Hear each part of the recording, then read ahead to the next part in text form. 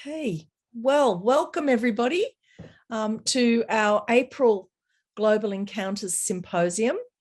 My name's Lynette Russell. I am talking to you this evening from the unceded lands of Naarm, or what we now call Melbourne, and I acknowledge elders past and present and those that continue to support us in the work that we do. And that's both the people from our land here, the Kulin Nations, but also more broadly across Australia, and of course from the countries we're going to be talking about today.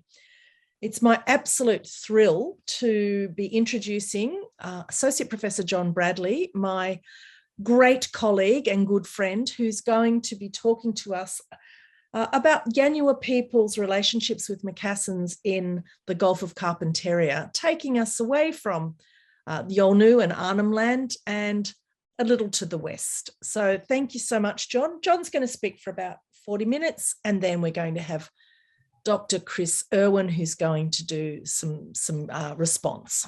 Thank you. Now hand over to you, John. Okay, I'm just trying to share. Okay.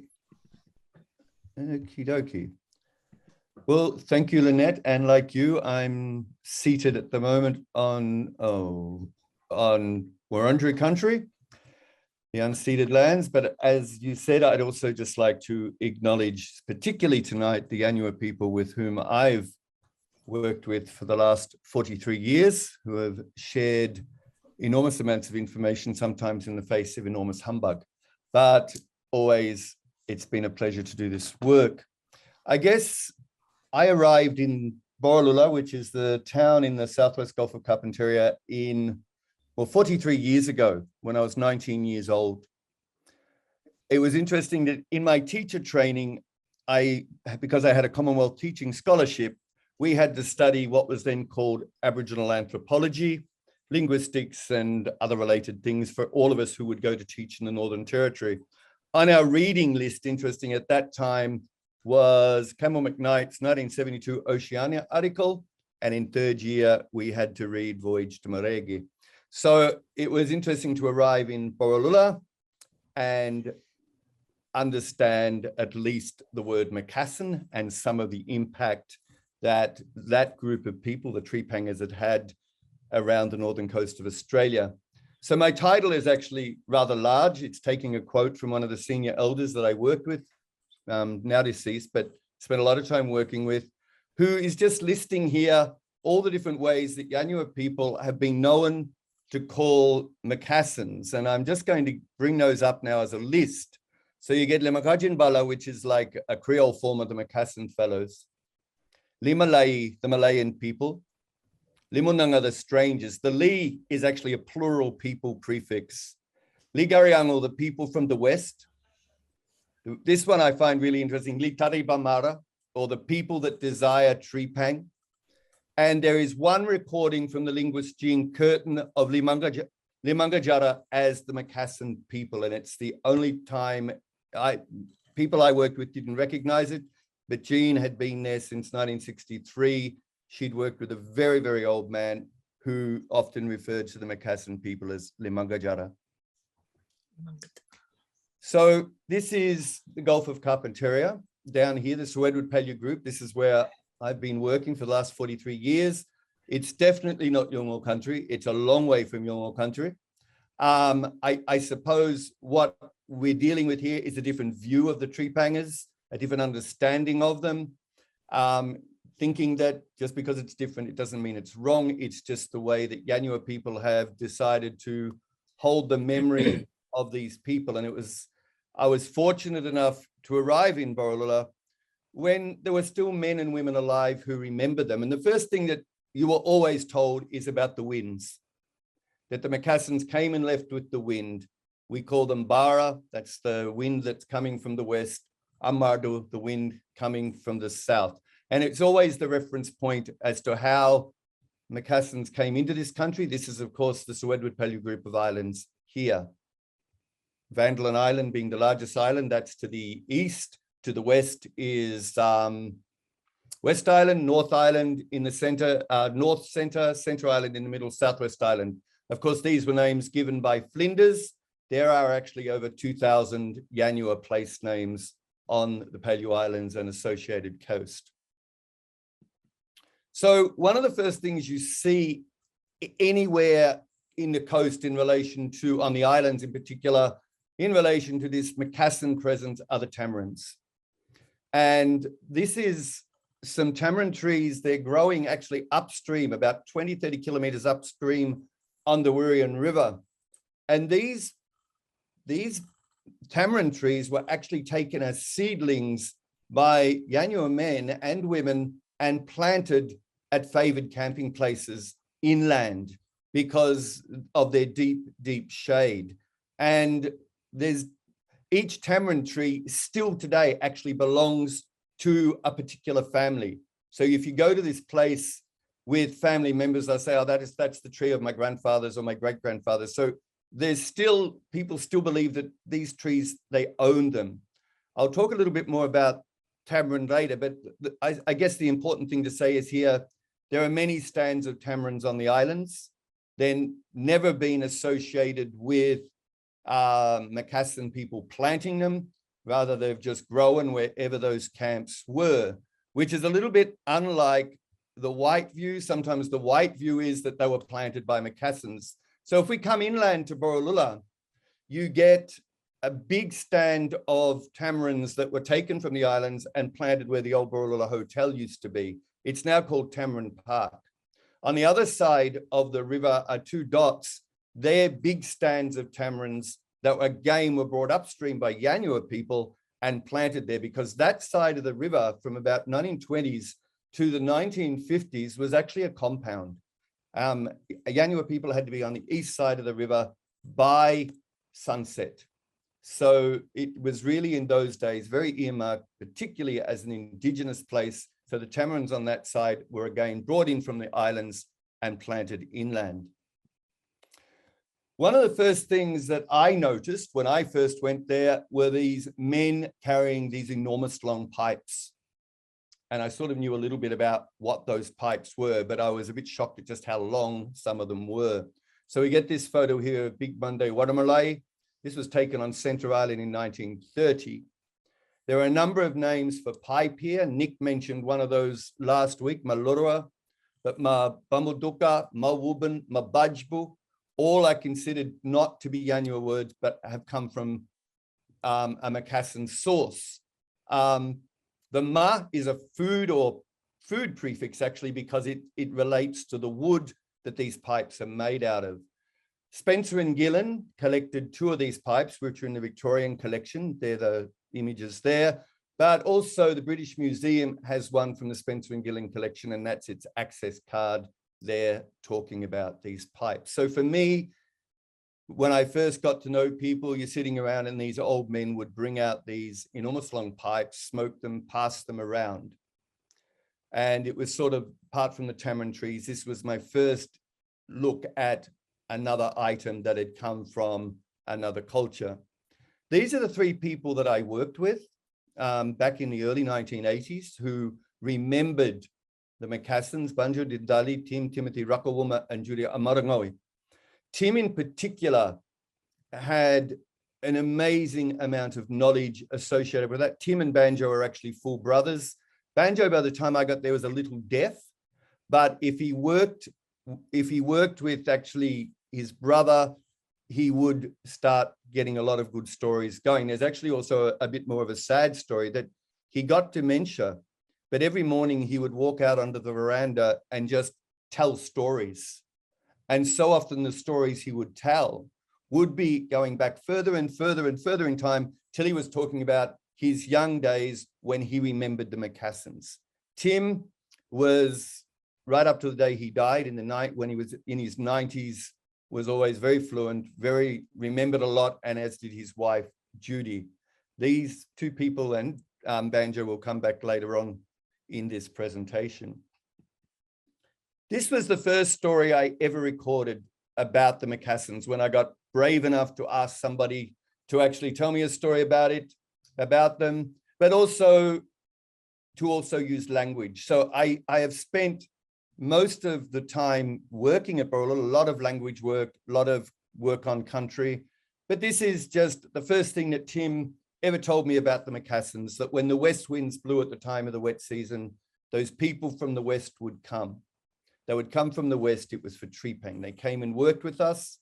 And then when the cold season wind turned and came from the south, they would return westwards to their own country. So that's my first recording. Over the years, I managed to record other things, and that's part of what I want to talk about tonight as well.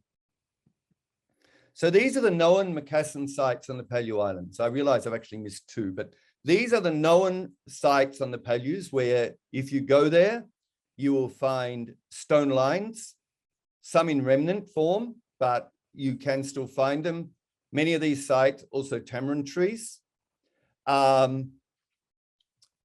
It's unfortunate perhaps that the Pellew Island group in the late 80s, early 90s have become a mecca for fishermen and tourists, and they've impacted a number of these sites in regards to, well, taking away all the pottery and china that used to be found there, disturbing the stone lines to hold down their own tents, their own flies.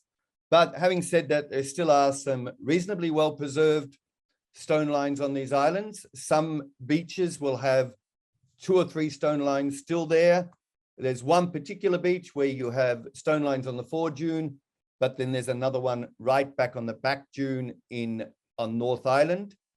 We also have, oral tradition also says that there's actually the grave of a Makassan captain on a small island there. And also there's a tree on North Island where it is said that a Makassan carved his name into the tree, and that tree actually does have a wound on it. Old Tim mentioned that tree, but these are places that people still know. The other thing is that they're so open to the weather. So stone lines will appear and then disappear. And down the bottom of Van Dalen Island, you can see a very small island with a dot there. There's a very well-preserved set of stone lines there, but they started to be threatened. Heavy seas started to look as though they were going to wash them away. We sandbagged that area to try and preserve them. But in the heavy weather, another series of stone lines actually appeared as well. So it's a constant looking, searching, given what the weather does. And of course, in the last decade or so, there's been a number of very large cyclones through this area, which have really caused havoc with the stands of tamarind trees as well. So Matthew Flinders, of course, was the first person to acknowledge what he called the foreign presence on the Pellew Islands. And in 1802, and he talks about the indications of some foreign people who have visited this group, were almost as numerous and as widely extended as those left by the natives. Beside pieces of earthen jars and trees cut with axes, we found remnants of bamboo lattice work, palm leaves sewed with cotton thread in the form of such hats as worn by the Chinese. A wooden anchor of 1 fluke and 3 rudders of violet wood were also found. But what puzzled me the most was the collection of stones piled in lines resembling a low wall, with short lines running perpendicularly at the back, dividing the space behind into 2 compartments. In each of these were the remains of a charcoal fire, and all the wood near at hand had been cut down. And it was evident that these people were Asiatic. So Flinders is the first. So really what he's commenting on is this view that you can still see. This is from this small island at the south of Van Dalen, these stone lines here. This is a place called Garoa, Little Van Dalen Island in the Sir Edward Pellew group. So it's probably one of the better known ones in terms of tourist visitation, also unfortunately probably the most ransacked. There is also, there's somewhere we have been told, a well that was dug by the trepangers and lined with stone, but we've actually never been able to locate that well. We get W.G. Stretton, who was a special magistrate at Borroloola in 1888, 1892. He was actually, that's his publication, he was actually there in 1884. And he talks about the name of this tribe is li-Yanyuwa, which is the Yanyuwa people. And he talks about the Malay cast of feature is very pronounced, and there is at the present time several half castes. The face is much sharper than that of usual native type, and his characteristic cunning and braggadocio has with this become more strongly developed than the more inland tribes. This is his kind of commentary he gives, but he's right in that even when I went to Barola, there were people that were pointed out as having Makassan parentage. And as the years are going by, people have actually become quite proud of that. So and unfortunately, they were given quite awful English names. So we had Yellow Fred, Yellow Fanny, a number of people that were given these English names, but they were Yanyuwa people, spoke Yanyuwa, and acknowledged that their parentage was actually from their father, who was Makassan. Alfred Searcy was a journalist from 1882, and he was the sub-collector of customs in Darwin in the Northern Territory. And he implemented the new custom arrangements, generally in licensing, duty arrangements for trepangers of the Northern Territory. And he documented a trepanging fleet in the Pellew Islands. And it's interesting what he documented. And he writes that we went onto the MacArthur River, passing through the Pellew group of islands. And near the mouth, as we rounded one of the islands, we suddenly opened out a very charming picture.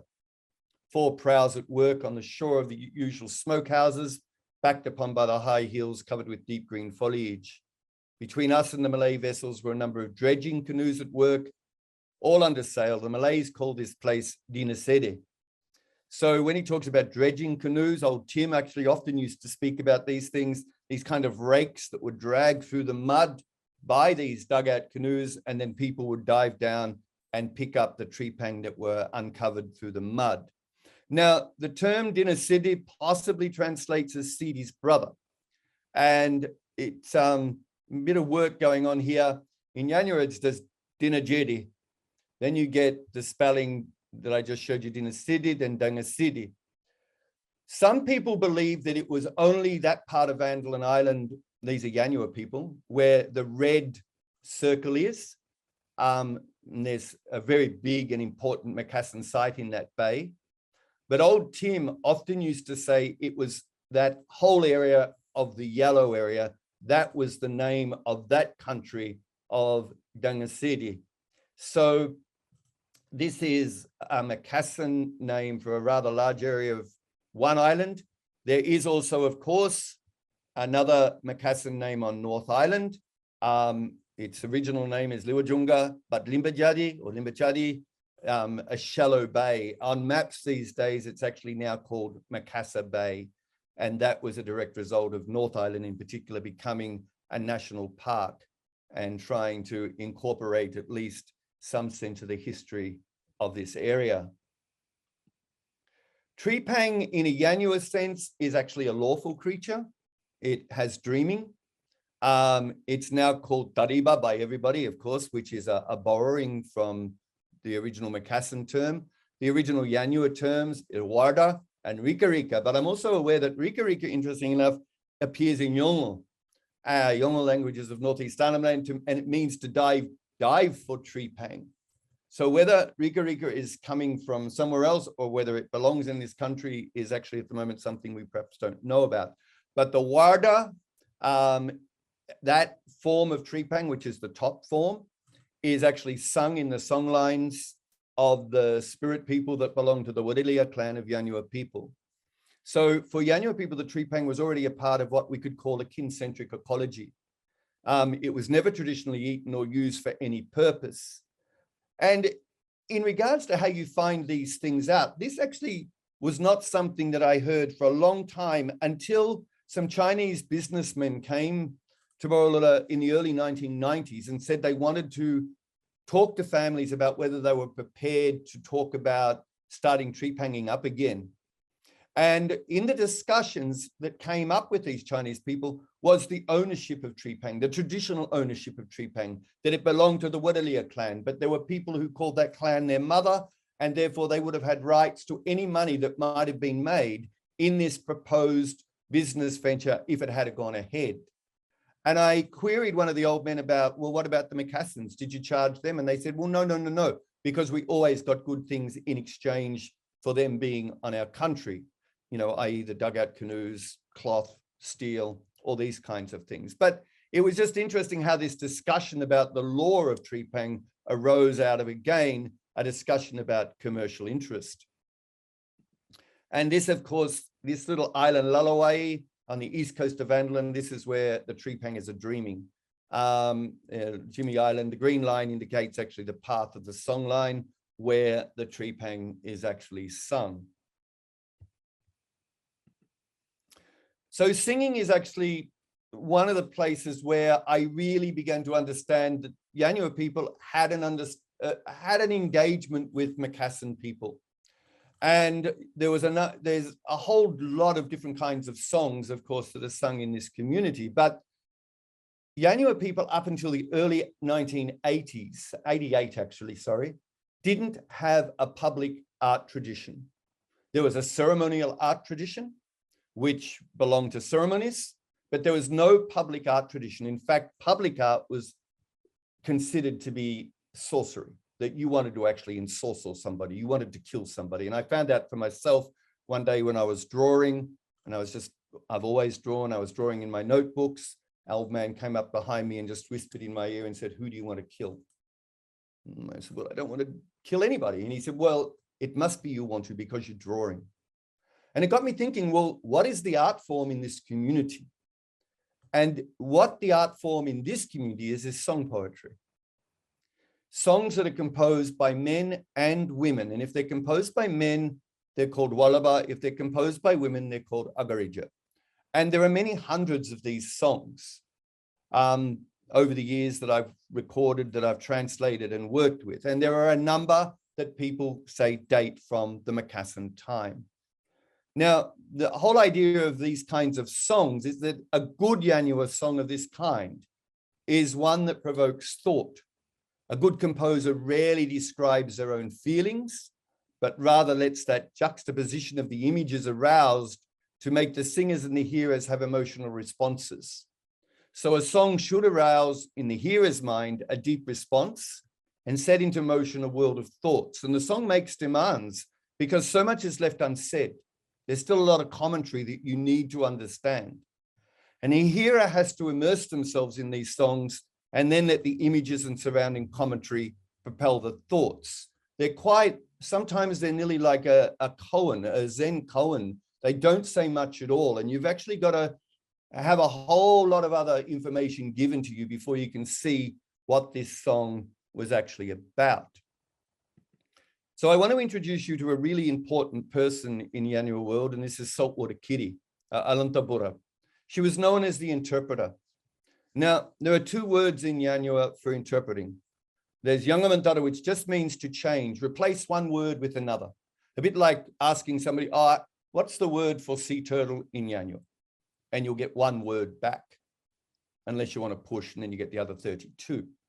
But it's a bit like, our word for that tree is this, your word will be this. But Saltwater Kitty was said to be better than that. There's the word for conceptual translation in Yanyuwa is Jabamantara. And that literally means to break apart things. It's also used to break a nut to get the food out. So she was considered to be Jabamantara. She could break apart words and languages and conceptually understand things. And this is a photo we've just recently found in an unnamed collection. We're trying to find out who took them in the Northern Territory archives. There's a whole body of photos that have been labeled as taken at Manangura and at Borroloola. And when we go through them, there are lots of faces we remember, we know who they are, but we still haven't found out who the photographer is. And that's something we're trying to work out. And I will come back to Saltwater Kitty later, but she had two songs composed about her ability to translate. And this is the first one, and we think it was composed by her aunt. So, Rongo Dala Dalanga, Dala Dala means board. It's actually a borrowing from Makassan. You can read Nick's work on this, Nick Evans's work. So, all boats in Yanyuwa are feminine. Makassan boats are also feminine. So this is marked with a locative feminine prefix and a locative at the end. She stands there dressed in jumbala. Jumbala is a Makassan borrowing from sombala, cloth. She's wrapped in cloth, people say, like a sarong. Jabamantara, she's breaking apart the words. Now, we don't have a good, clear recording of this song being sung. We have it being sung in an undertone on a tape, but it's not good enough to pull off to do anything with. So we get this one, which people date straight to the Makassan time, that she was standing on this prow interpreting. Then, of course, the history of trepanging in the Southwest Gulf, after the Makassans leave, you get the white trepangers coming in. And they're coming in, and again, she's acting as an interpreter. And here we get, again, the boat is marked with feminine, but she's standing on the cabin, and you can see the word cabin there. She's on a lugger, and she's standing in a dress. Now, this is a Creole version.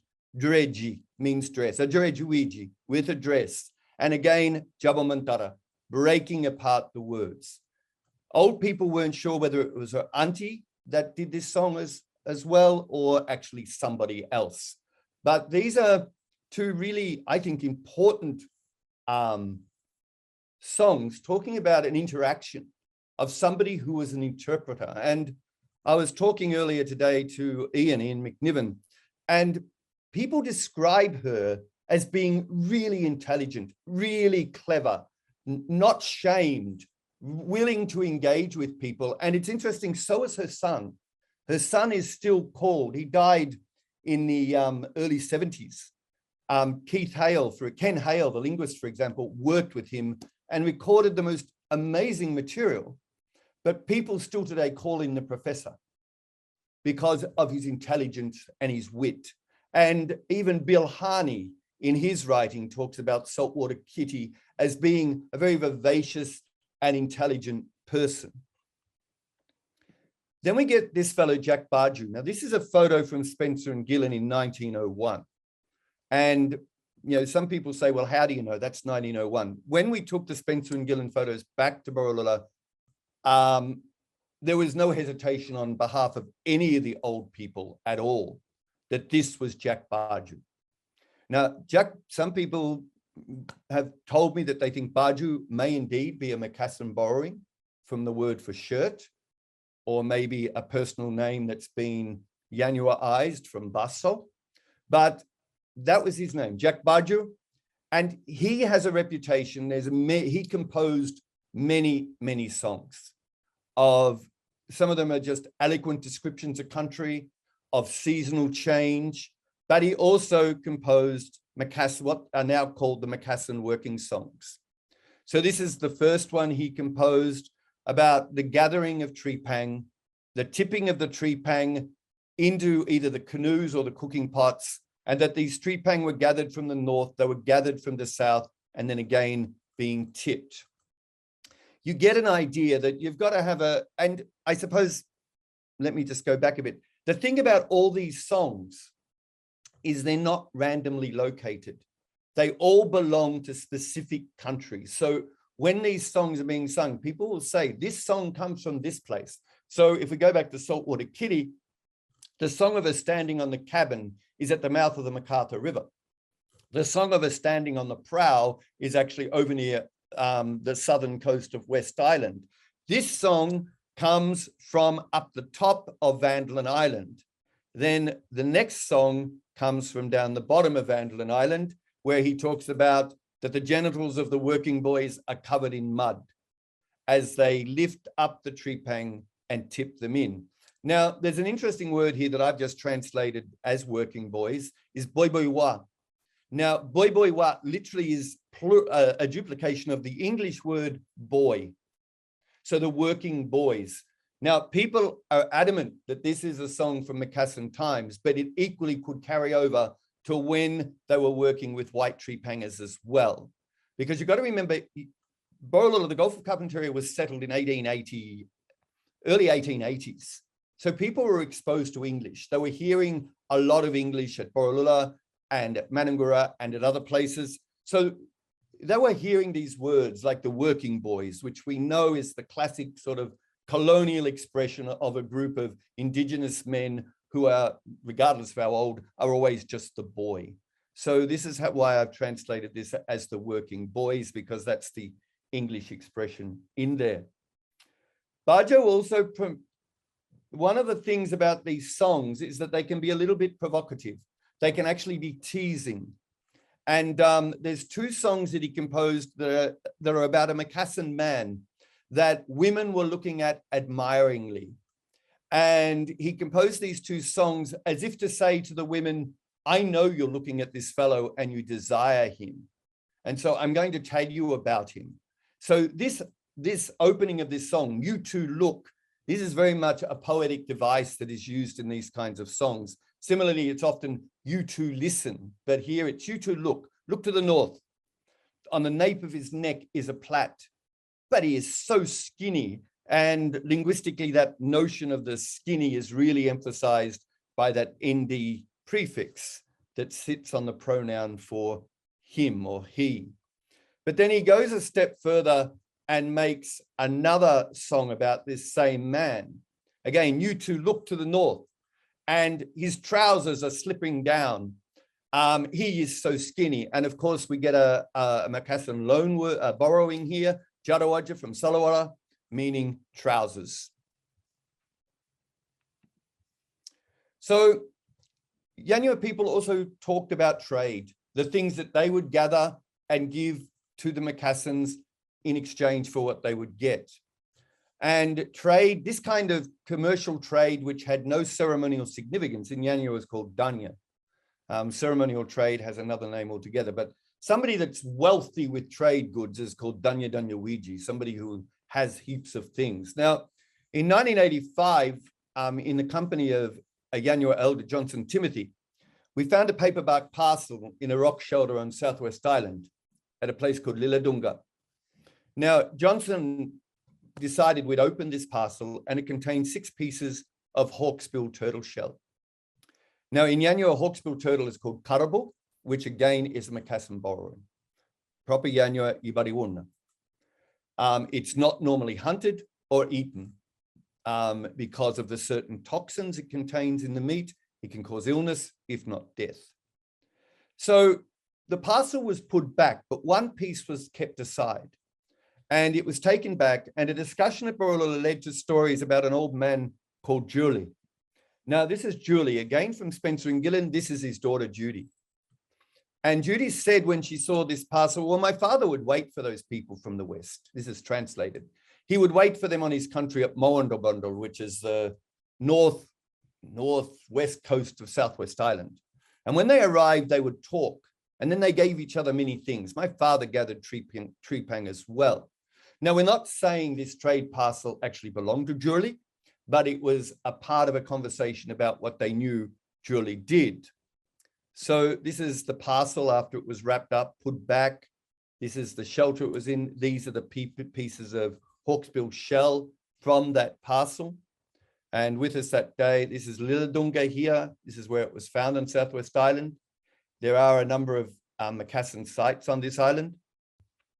And this is the great-great-grandson of Julie holding the pieces of this trade parcel before they were rewrapped and returned to the rock shelter. Only a few weeks back, I decided in conversation with Chris that, well, I know nothing about this. I'm not an archaeologist, so I had to go and get some advice. And we have cut a piece of the shell off with permission of the community, and we've sent it away for dating just to see what kind of story it sends back to us about when it may have been taken, when it might have been lodged in that rock shelter. Now, language, of course, as Nick emphasized in the last laureate conversations, are an important part of what sits here. Now, of course, Yanyuwa is a dying language. There's only 3 speakers left now. When I first went to Borolola, there were over 360 speakers. There are now 3 elderly women who are the speakers of this language. It's an interesting language because it has distinct dialects for men and women. There are no male speakers left. There are only female speakers left. So where does this fit with what we're dealing with tonight? Well, we get a generic for food in Yanyuwa, any kind of food, meat food, plant food, wuroro. The avoidance dialect for that word is nogono. And this is the word that now gets used for tamarind tree fruit. Both the tamarind tree and the fruit is called nogono. Now, Yanyuwa does this a bit where it takes where it names foreign things with the avoidance dialect. And we see it here in the term for dugout canoe. So in Yanyuwa, dugout canoe is amwara. It's not a Makassan borrowing. but a liba is. It's a Makassan loan, liba. The a is a female prefix. And I've talked with Nick and I've talked with Mary Lachlan, well, where do we think this word amwada comes from? Because Yanyuwa people prior to the Makassans didn't have dugout canoes. But we know that amwada is used by Yanyuwa, then mwada is then used by Mara people to the west. It's used by Garawa people to the east. Mwada is also used by was used by the Bimbinga. It was also used by the Guranji going in south, and also the Wambaya. Where this word comes from is a bit of a mystery. We've got some ideas that perhaps it may be related to a Garawa Wani term more for stomach, because your stomach is, it can hold, it's got a shape that's a bit like a stomach, if you like. Or perhaps there's cognates to this wada in forms of wadu, wurdu, wurda in the Warrawarric languages. Yanyuwa is a very unusual language in that it's actually separated, it's discontinuous from the languages it's related to. So the languages that it's related to are a long way south, deeper in the mainland. And it's possible maybe that this term comes from one of these, what they call the Warrawarric languages, which includes Yinjalanji, Wagaya, Bulanu, and Walla Walla, that it may be coming there that had a mu prefix on the front, and we get mwada. We just don't know. This is just a hypothesis, a thinking. But Nick can also tell you this is something he has often thought about. Where do these terms for dugout canoe come from, even in other parts of Arnhem Land, because they're not taking borrowed words from the Makassans. One of the probably most political terms here, because people wanted to really know where this word has come from, is the term Yangara, which means stranger, strange people coming into Yanyuwa country. The avoidance term is Munanga. Now, this term Munanga is now used over a vast area of the Northern Territory, but the earliest recording for it is actually in a word list put together by Stretton in 1883, and he actually creates a phrase that literally translates, have you ever seen a white man or a non-Indigenous person? And he uses this term Munanga. But it's an avoidance term, and it's one of the terms that is sometimes applied to the Makassans. Mud crab, Nyinga, Sikoyu from Makassar, from the Makassan language, Jikoyu in Yanyuwa, it's a Makassan loan, but it's actually now the avoidance term. Probably one of the more interesting things that's happened with a loan word is the word for prow, which in Yanyuwa became barawu, but it was no longer a boat. It became a house or a large building, and then duplicated as barawe means a whole city like Melbourne or Darwin or Sydney. The term that is used in Yanyuwa to talk about a prow is Mijiangu, for Misiangu. Now, Yanyuwa people also took two words in Yanyuwa, and this is from the Makassan side, and this is the only example we get where they've been moved into what we might call the more, how can I put this, into a realm of dreaming, if you like, because nothing else goes in there. All these foreign goods stay separate. But we get the word bungoa, of course, boss, leader, big man. But it gets turned into Yanyuwa as bungoa gao. And it's actually a bush name, and it's now associated with the Rumbaria clan and the tiger shark dreaming. Same with the word balanda, a non-Aboriginal, a non-Indigenous person is softened in Yanyuwa to balanta, and it becomes a bush name belonging to the Wudalia clan and the green turtle dreaming.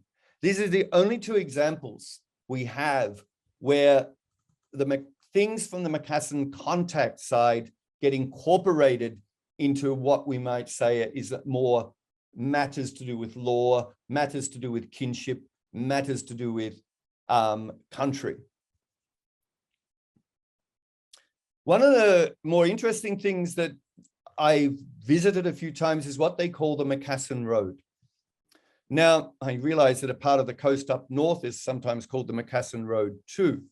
But one of the big issues on the Pellew Islands, no matter when you go out there, even in the middle of the wet season, you've still got to be careful, is the need for fresh water. It's a really big issue when you're working in the Pellews. And it's been suggested to me by many Yanyuwa people, the Makassans were well aware of this.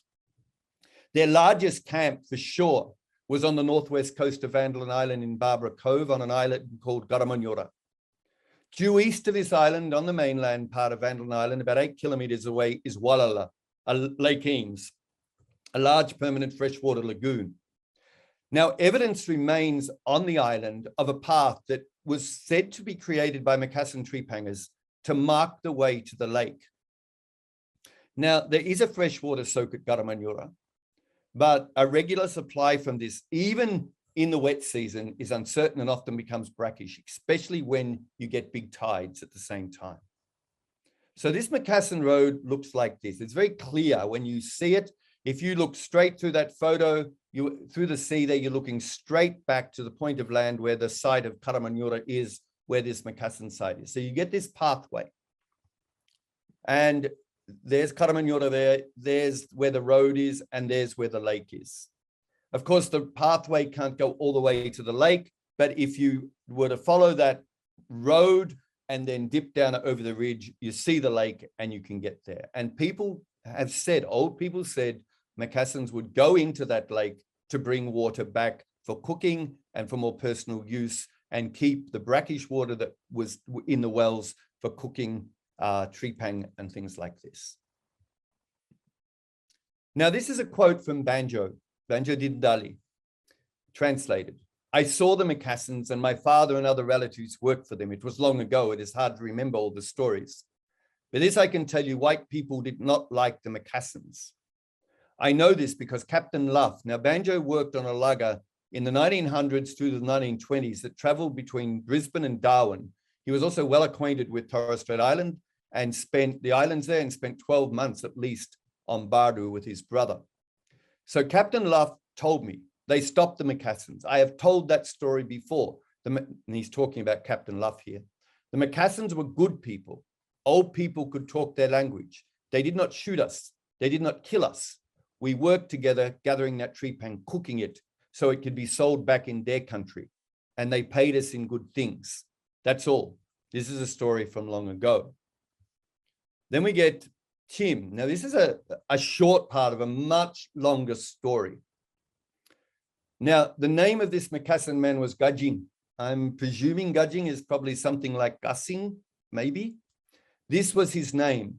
My father told me this. I remember this. I was there with my father. We were there at the Makassan camp at Karrakayny. That's the one right up the top of Vandlan. We had come from the south, from Yulbara, on the southwest coast of Vandlan Island. We had come from the south in a dugout canoe. The Makassan man looked at me and said to my father, "Who is this boy?" Referring to old Tim. And my father said to him, "This is your nephew." And the Makassan asked my father, "Does he have a name?" And my father replied, "Rakawum."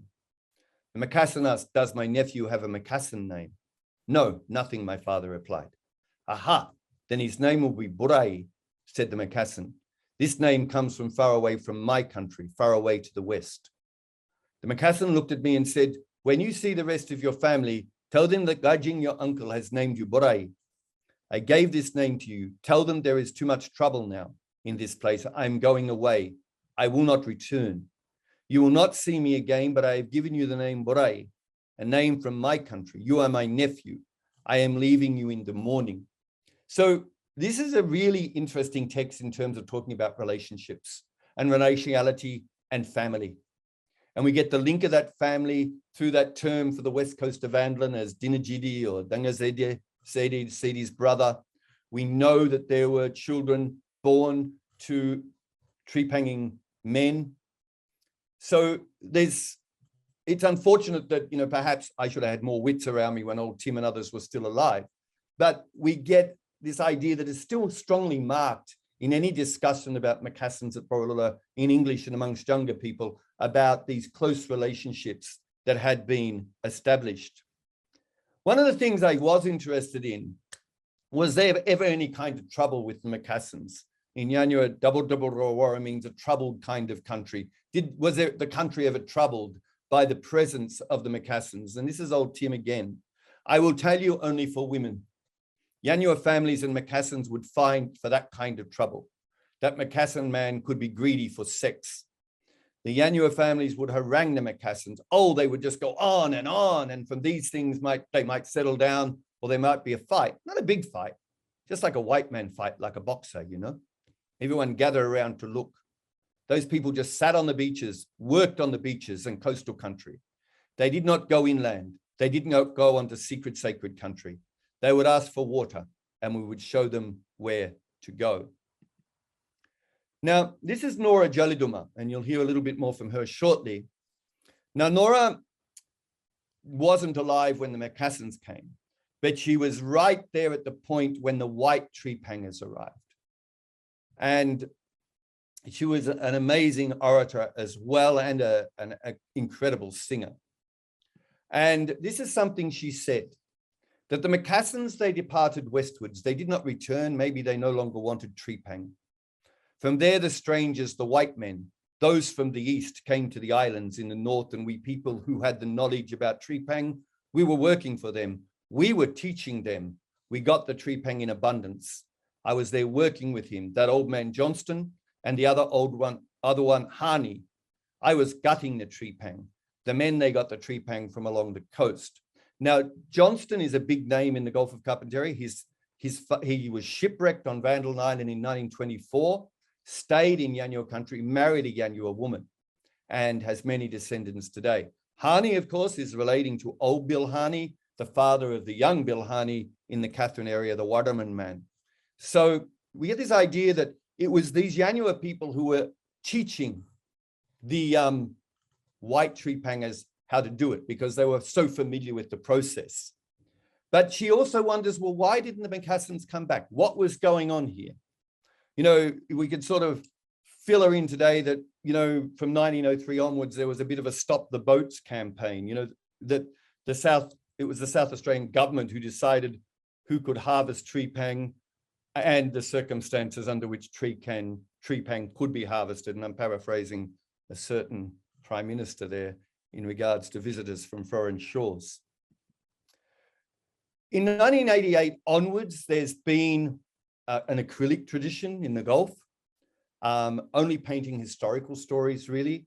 Now, Nancy McDinney is the granddaughter of old Nora, and she has painted two well-known paintings of trepanging times. And this is the first one she did. This went to an exhibition in London. And you can see the canoes and people gathering, carrying jars of water, baskets of trepang. It's interesting, what she's showing here is another form of drying out the trepang, where they're actually buried in hot sand, not in a smokehouse. And this other painting she did, a more recent one, is now owned by the ANU. So these are sort of the only two that I know of. There could be others, but that have been painted by Yanyuwa people recently in regards to the Makassan stories. So I just want to say thank you to a lot of people here who've helped me over the years, many of them that are deceased. Of course, there are those that are not. Dr. Richard Baker in Canberra, Professor Nick Evans, Dr. Mary Lachlan, Yvonne Forrest, the librarian at the Aboriginal Areas Protection Authority, Bob Ellis, Peter Spillett, and Dr. Lily Yulianti. What I want to do now as a final part of this presentation is, one of the things I'm also involved with is creating high-class animations of stories that Indigenous people want to tell. We've just finished this week, this one. This is old Nora singing the Makassan working songs. And all being well, I'll be able to bring it up and play this animation for you. And I've just got to bring it up in front of me. Can you see that? Yet. Not yet. But you can see the black strip? No. I think you have to reshare your screen. Okay, hang on. I'll just put it back. Go back again. Hang on. Sorry.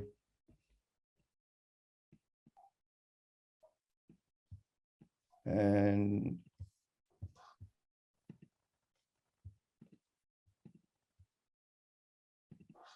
can you see it now? Yes, John. Okay, thank you.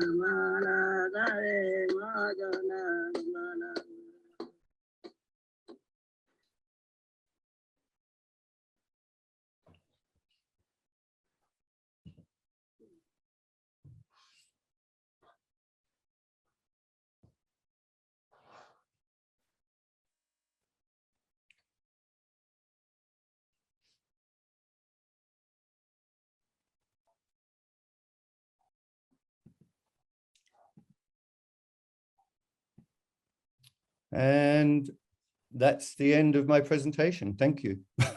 Thank you so much, John. That was just incredible. Just absolutely incredible.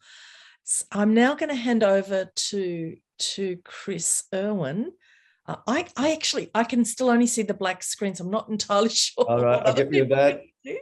That's gone. There we are. Thank you. Is that all right? Thank you. And I'm just going to move over to Chris Irwin. Chris has joined he's joined CABA, but also the Global Encounters Laureate team, and he's thinking about the archaeology of Makassan sites, and with a particular interest in Makassan sites in Yanyuwa country. So over to you, Chris. Lynette, and thank you, John. That was really thought-provoking and really exciting narratives. I will say a few things for a few minutes before we head over to questions from the audience. Firstly, it's just striking, I guess, the richness of this record of relationships between Makassans and Yanyuwa, and perhaps a richness that can only come from 43 years of working with Yanyuwa families, as you have, John. So it's a really exciting contribution to the research of cross-cultural encounters.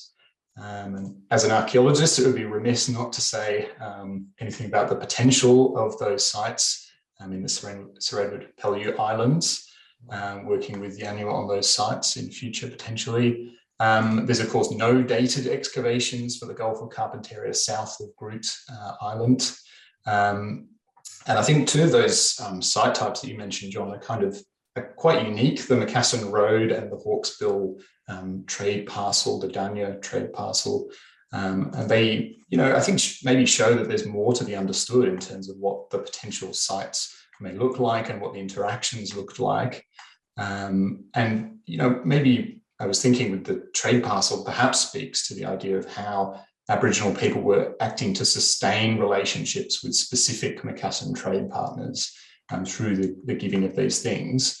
It was certainly striking the three-dimensionality of the Yanyuwa narratives, which may serve as is appropriate in that you have also developed this three-dimensional story in the Country Lines, through the Country Lines archive, and they stand in a for me kind of contrasted with the Flinders quote, which is of course an important one, but one that strikes me as somewhat sort of archaeological, isn't it? It's a quote that describes, this absence of people, and it removes people from the picture. And of course, we know that Flinders kept going on his journey, and he did meet with trepangers later on.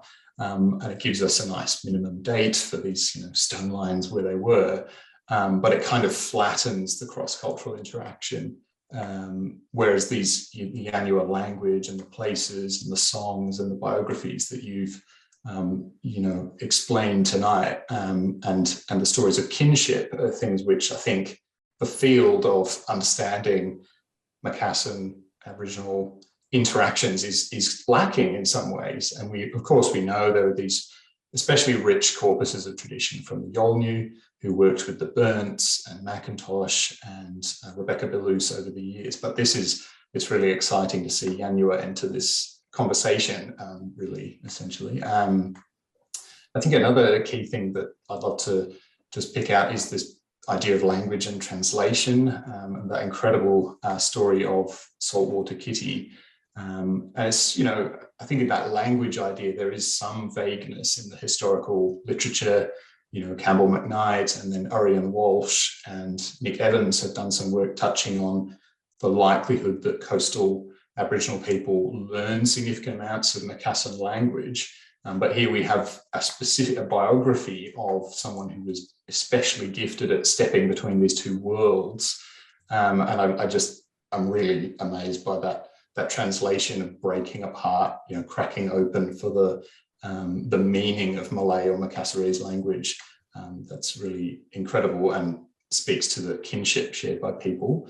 I think that interacts nicely with something that Annie Clark talks about, the idea that for Aboriginal people, the Trepang grounds were clan estates, but also windows to other worlds of knowledge and experience. So, you know, once again, John, thanks from me. And it's really exciting to see those worlds being explored in such a rich way. So I'll hand back to Lynette. And thank you. We'll have audience questions.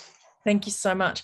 I've just asked people to indicate by putting their Zoom hand up, your little yellow paw, if you do want to ask a question or make a comment. I've got two screens of people, so I can't see everybody at once. So if anyone does have a question, just indicate, and that'll make it much easier for me to see you. So, John, I'll kick it off and ask a really banal question, and that is saltwater kitty, does saltwater kitty herself have Malay heritage? Not that we know of, Lynette. No, okay. No. I knew her nephew and niece very, very well, and they never spoke of it. Okay, thank you. Thank you. I think you've blown everyone away, but Campbell has raised his hand, so please go ahead, Campbell. Welcome. Well, just to say how wonderful it is, and especially the point that Chris made, that we've heard so much about Yolngu, to actually hear in such wonderful detail about the Pellews and Yanyuwa. I think I'm blown away to think I counted up the sites with the dots. I added your two, and there are 20 sites there. And that is fantastic. And I'd be fairly confident that whatever might have been picked up on the surface, there'd be a lot more underground with systematic and careful excavation. I might, both you, John, and Chris, are you on Monash emails? Yes. Yes, Campbell. There are a number of little things, bits and pieces that I might pick up with you that would be helpful. I mean, it's now very useful not to quote Flinder's Voyage to Australis, but in fact the journal which has been published and that sort of stuff. But basically, congratulations. I was just, you would understand why I was transfixed. Thank you, Campbell. I think many of us were and are transfixed. Over to Ian and then on to Kelly. So Ian? Yeah, just more a quick comment to say, yeah, John, you've opened up a whole new world, and particularly for archaeology. I mean, the potential there is just quite extraordinary to write a whole new chapter of Australian history. I mean, it's the real sort of, I mean, you've exposed the tip of the iceberg. And I say that quite meaningfully because, you know, 3 hours ago and 110 years ago, the Titanic sank. So it's tonight, the anniversary. So, yeah, so thank you, John. That was magnificent. Yes, thanks, Ian. Kelly.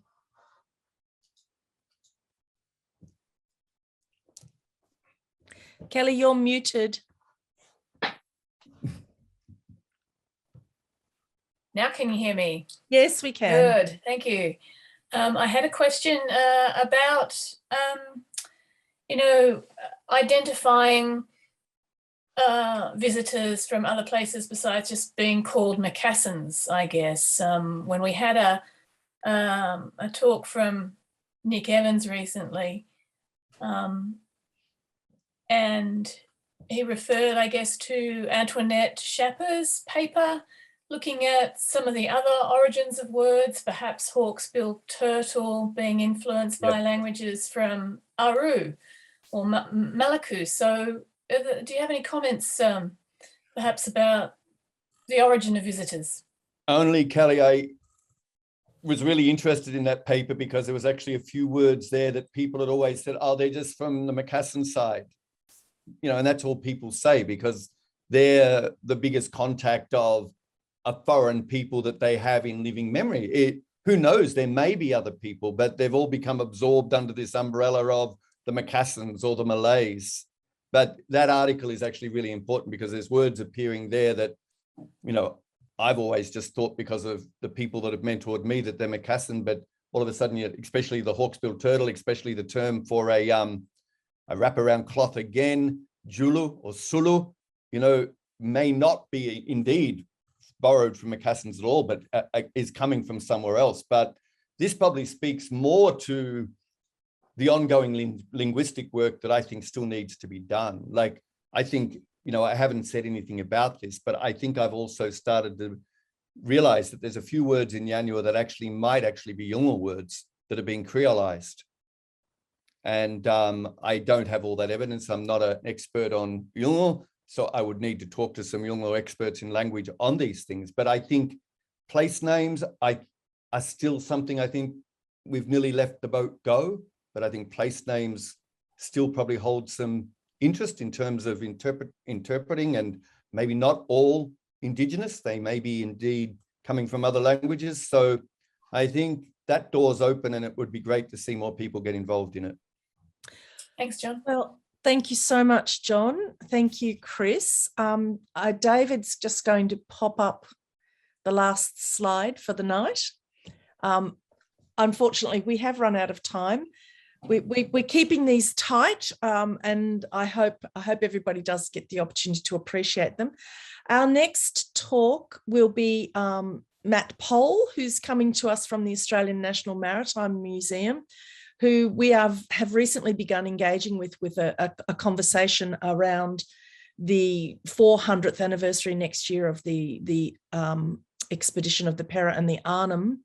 And Matt's going to talk about encounters at the Australian National Maritime Museum. And then come June, we have Sophie Couchman, who's going to be talking broadly about Chinese influences. And then come July, we have Mike Rowland, who's been working with us on Pacific connections and East Coast connections. So as you can see, we've got a really exciting series of seminars again this year. And don't worry, second semester will be just as exciting, but that's what you've got to look forward to. Again, always on a Thursday and at 6 p.m. And I hope everyone's really enjoyed tonight. My head is spinning. I'm just stunned by how rich it was, but also that extraordinary. I mean, those animations are really becoming just extraordinary. The level of the quality of reproduction is phenomenal. So I hope everyone has a good break. We are breaking for the Easter break. We are certainly Global Encounters is having a full week off. We are locking down the computers and nobody's answering their emails. So I hope everyone else gets to have a good break, and I hope the Easter Bunny finds you. So bye, everybody. Thank you, Lynette.